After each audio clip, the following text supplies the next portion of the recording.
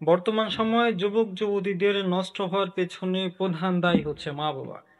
আপনি বলতে পারেন কেন?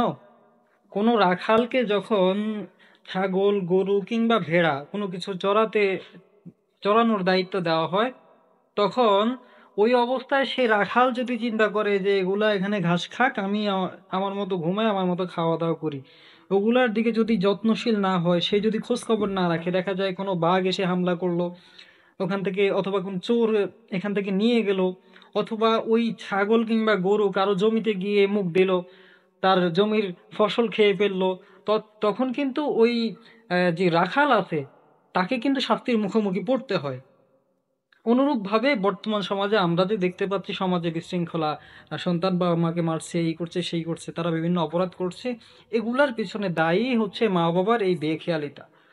এই বেখেয়াল হওয়ার কারণে সন্তানগুলো এমন হয়ে যাচ্ছে, তাদেরকে নৈতিকতা শেখানো হচ্ছে না।